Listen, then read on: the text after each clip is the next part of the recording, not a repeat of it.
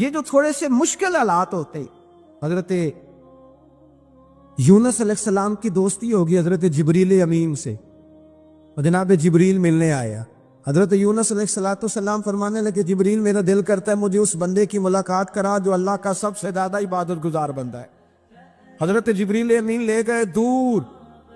دور فلسطین کے علاقے میں، اور لے جا کر ایک بندے سے ملاقات کرائی جس کی دونوں آنکھیں بھی کوئی نہیں تھی، دونوں بازو بھی کوئی نہیں، دونوں پیر بھی کوئی نہیں، اور اس بندے کی زبان پر لفظ بڑا کیا جاری تھے، یا اللہ تیرا شکر ہے، اے اللہ تیرا شکر ہے، شکر کر رہا تھا۔ حضرت جناب سیدنا یونس علیہ السلام کہنے لگے میں نے تجھے عبادت گزار کو ملانے کو کہا تھا، تو کہاں لے آیا؟ حضرت جبریل کہنے لگے یونس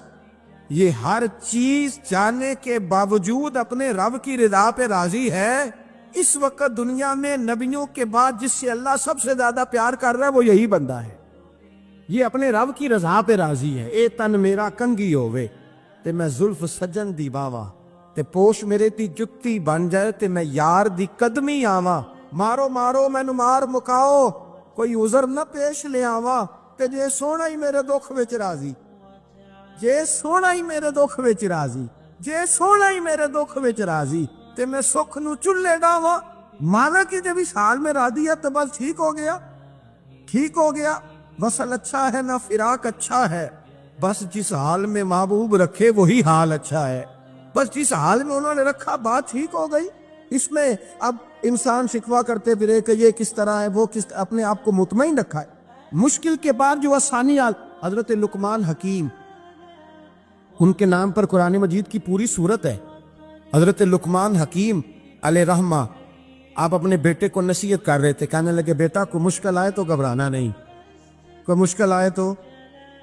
کرے بیٹوں کو سمجھ آ جائے کہ مشکل آئے تو، سمجھ آ رہی ہے بات کی، مشکل آئے تو، اور کیا خوبصورت جملے، بیٹے کو بٹھا کے کہتے ہیں بیٹا چھوٹی مشکل آئے گی تو اللہ بڑی مشکلات آسان کر دے گا، سمجھو چھوٹی مشکلات آئیں تو اللہ نے بڑی مشکلیں اس نے آسان کر دی۔ اور آپ کو بتاؤں اصل انسان ہوتا ہی وہ ہے جو مشکلوں میں جینے کا ڈھب سیکھ جاتا ہے، وہ بن جاتا ہے جو کرب کے حالات میں جینے کا سلیقہ سی۔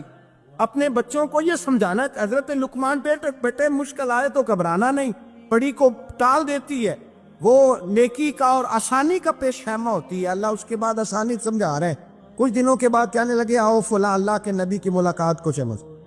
فلاں نبی علیہ السلام سے ملنے چلتے ہیں۔ اس زمانے میں جو نبی تھے ان سے ملنے چلے گئے، بیٹے کو بات یاد تھی، گھوڑے پہ بیٹھے، امام ابن جوزی نے اس کو لکھا ہے۔